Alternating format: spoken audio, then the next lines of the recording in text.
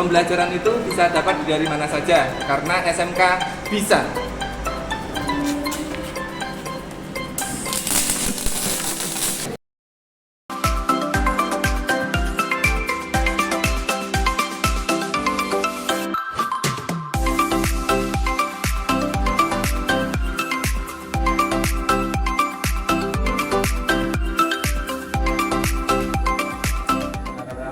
Assalamualaikum warahmatullahi wabarakatuh.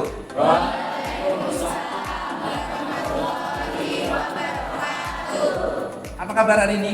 Baik. Segima? Jadi doa ya. Jadi kalau bilang jos tetap ikhlas itu karena itu adalah doa buat kita semua. Sebelum mengawali pembelajaran, saya minta tolong Radit memimpin doa. Silakan. Itu siap, gerak. Sebelum memulai pembelajaran, marilah kita berdoa sesuai agama dan kepercayaan kita masing-masing. Doa mulai. Terima kasih. Selanjutnya saya minta tolong Anita untuk memimpin lagu nasional. Silakan. Jadi hari ini kita menyanyikan lagu Mas Kima ya dari dalam hitungan ketiga. 1, 2, 3. Makasih ya. Semoga syair-syair di Mas Kima ini jadi doa dan barokah nantinya. Sebelumnya saya mau presensi. Hari ini ada yang nggak masuk? Kemarin belajar apa, Chan? Pernah nggak kalian itu waktu kemah di hutan ikut terima tamu ambalan itu kan berhari-hari. Mungkin kalau lapar bisa ditahan ya. Kalau haus itu gimana caranya kalau di sana? Dalam kehidupan sehari-hari, makhluk hidup selalu membutuhkan air, termasuk manusia. Kita sangat membutuhkan air bersih untuk berbagai kegiatan. Video tadi apa ya? Tadi menggambarkan apa? Terus apa lagi? Sejauh mana kalian memahami? Ini ada LKPD, silakan per kelompok dibagikan. Satu kelompok satu. Di sini hari ini KIKD-nya yaitu menerapkan pengolahan air minum dan air proses. Terus mengolah air minum dan air proses. Pembelajaran hari ini yaitu membuat proyek yang bisa menjadi solusi. Halaman kedua. Temuan permasalahan apa saja yang ada pada video? Silakan. Silakan langsung ditulis ya. Kalau sudah nomor 2. Jelaskan solusi apa yang bisa dilakukan. Kira-kira solusinya apa ya jika kalian menemukan kasus seperti yang di video. Nah, terus ke fase 2, mendesain perencanaan proyek. Dari sini silakan HP-nya dikeluarkan, silakan literasi, semuanya bagi tugas. Silakan mencari sebuah solusi untuk masalah yang tadi. Temannya dibantu. Dan dapat cari di Google. Siapa yang bantu?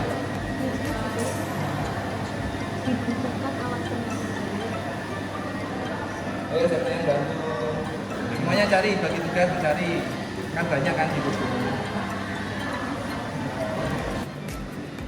Kalau sudah dapat rencananya, ditulis juga alat dan bahannya. Yang nomor 4 silakan. Kalian nomor 5 ya. Nomor 5 ada gambarnya. Langsung ditulis ya Bapak.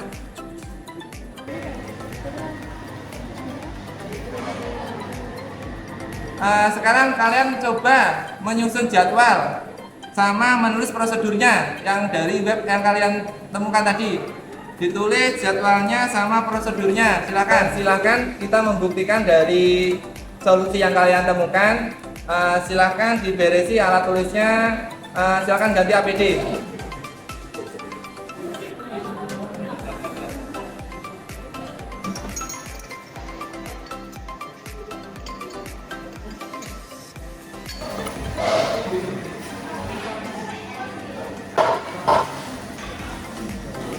Kalau sudah, silahkan lakukan praktikum sesuai dengan literasi yang kalian temukan. Ya, silakan.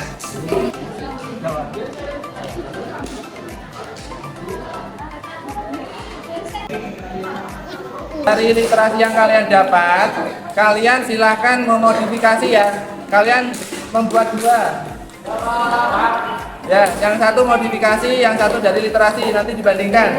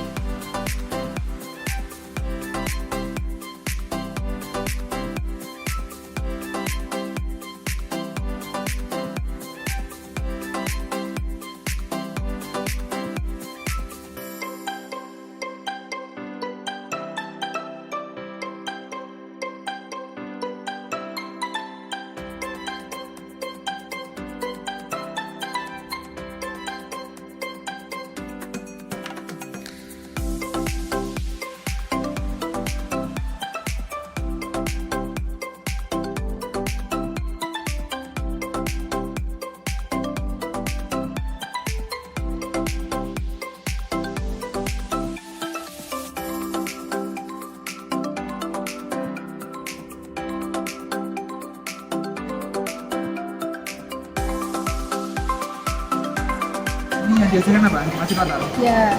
Berarti kamu analisa, berarti ada yang salah apa enggak, susunannya apa kurang, ini terlalu sedikit, makanya hasilnya nggak bisa bening. Ya. Coba dibaca literasinya lagi, sudah dibenahi. Ini susunannya apa? Kapas, arak, kerikil, serabut kelapa. Oh ya, yang satunya, yang modifikasi. Kain, arak, pasir, kerikil. Oh ya, ini kuning bisa jadi disebabkan oleh serabut kelapa. Terus kalau bisa komposisinya di sini lebih banyak ya. Jadi air kotornya itu meresapnya lebih banyak. Ya, pasirnya bisa dibersihkan sama kapas, sama pasir. Itu kalau banyak beda. Kalau ini terlalu sedikit. Coba dibenahi ya. Ini yang hasilnya silakan ke depan dicek pH sama TDS-nya.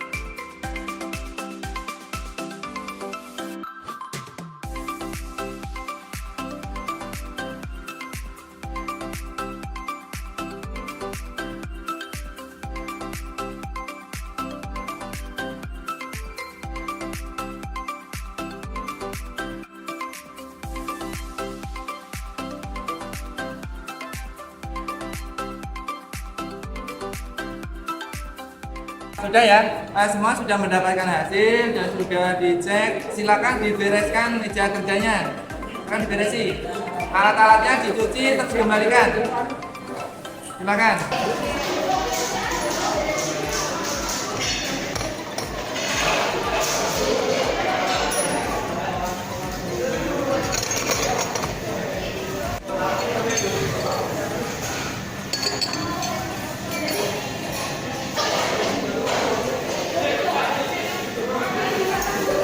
Yang fase 4 silakan dilihat.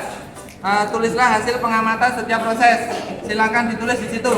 Yang nomor 8. Yuk lanjut nomor 9.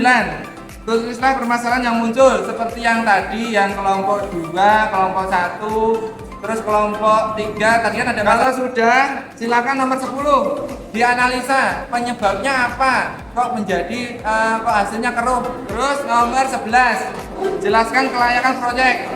Menurut kalian yang kalian lakukan tadi layak apa enggak? Silakan ditulis. Tadi kan kalian bikin 2 toh, literasi sama yang modifikasi. Kelihatannya yang hasilnya bening, yang layak yang mana? Silakan ditulis. 12 sama 13 kalian yang hasilnya bening itu kelebihannya apa? Terus yang kelemahannya apa kira-kira? Silakan ditulis. Saya tunjuk untuk presentasi dari hasil masing-masing kelompok ya. Temuan permasalahan apa saja pada video yang diberikan oleh guru? A. Pencemaran air. B. Sumber pencemaran air. C. Akibat pencemaran air. Jelaskan solusi apa yang bisa dilakukan untuk permasalahan tersebut. A. Pembuangan sampah pada tempatnya. B. Melakukan penanganan limbah. C. Melakukan penjernihan air. Dan tidak membuang sampah di sungai atau sumber air lainnya. Ya, terima kasih. Tepuk tangan kelompok 1. Tuliskan rencana proyek kalian untuk mengatasi permasalahan di atas. Sertakan sumber informasi literasi yang dipilih. Untuk mengolah air kotor menjadi air bersih secara sederhana seperti saat kami kemah, dibutuhkan alat penyaring air yang alat dan bahan mudah dicari di sekitar kita, serta mudah cara mengoperasikannya. Untuk itu dibutuhkan sebuah rancangan penyaring air sederhana yang tidak membutuhkan mesin. Sumber travelinginfo.com. Alat dan bahan yang digunakan: kain, arang, kerikil, pasir, air keruh, botol. Fase 3 menyusun jadwal proyek. Susunlah jadwal kegiatan proyek. 1. Mengamati masalah jam 8. 2. Mencari solusi masalah jam 8.15. 3. Merencanakan proyek jam 8.45. 4. Menyiapkan alat dan bahan jam 9.5. Melaksanakan proyek jam 9.30. 6. Mengamati hasil proyek jam 10. 7. Mempresentasikan proyek jam 10.45. Tulislah prosedur kegiatan proyek berdasarkan literasi yang kami dapat. Botol filtrasi prosedur sebagai berikut. 1. Menyiapkan alat dan bahan. 2. Memotong bagian bawah botol dengan cutter. 3. Menyusun susunan filter yaitu spons, ijuk, arang, sabut kelapa, dan kerikil. 4. Menuangkan air kotor dan hasil akhirnya air akan menjadi bening dan bersih. Dan kami akan melakukan percobaan modifikasi sendiri atau botol filtrasi B dengan prosedur bahan sebagai berikut. Yang berbeda pada susunan filternya adalah pada sabut kelapanya yang membuat hasil menjadi keruh karena sabut kelapanya masih basah. Sumber dari brandly.co.id. Hasil pengamatan setiap proses kegiatan proyek. Untuk dasar rancangan proyek, botol A, botol B. Dasar rancangan proyek untuk botol A kita dapatkan dari literasi internet, sedangkan botol B dari ide kelompok atau modifikasi kelompok kami sendiri. Jumlah bahan yang digunakan, untuk jumlah bahan yang digunakan pada botol A adalah 5, sedangkan untuk botol B atau botol modifikasi adalah kami menggunakan 6 bahan. Kondisi bahan yang digunakan, untuk kondisi bahan yang digunakan botol A adalah bersih, sedangkan botol B kotor karena tadi lupa untuk membersihkan kaset dan serabut kelapanya agak kotor, Pak. Tinggi bahan dalam susunan filter, untuk botol A tinggi bahan kapas 5 cm, batu 3 cm, pasir 2 cm, arang 2,5 cm, pasir 2 cm. Sedangkan untuk botol B, kapas 8 cm, batu 5 cm, sabut kelapa 2 cm, pasir 2,5 cm, arang 3 cm, batu 3 cm, sabut 2 cm. Waktu keluar air dari filter untuk botol A dan botol B, sama, yaitu 33 detik. Untuk kondisi air pertama filter, botol A kondisi air pertama langsung jernih, sedangkan botol B keruh dan sedikit kekuningan. Berapa kali filtrasi untuk menghasilkan air jernih? Untuk botol A hanya 1 kali filtrasi, sedangkan botol B harus mengulang sebanyak 5 kali. Dan ini permasalahan yang muncul saat kegiatan proyek. Permasalahan yang muncul di botol B atau botol modifikasi yaitu air yang keluar keruh dan kekuningan. Analisa yang menjadi penyebab masalah saat kegiatan proyek. Air kotor karena pasir yang tidak bersih, sedangkan warna yang kekuningan karena adanya sabut kelapa yang kurang bersih dan terlalu banyak. Fase 5 menguji hasil. 11 jelaskan kelayakan proyek yang telah dilakukan. Air sampel yang kami bawa adalah air kotor dan keruh dengan kadar pH 12,32 dan TDS 650 ppm. Setelah melewati botol filtrasi, A dihasilkan hasil airnya sedikit keruh dengan kadar pH 9,2 dan TDS 239 ppm.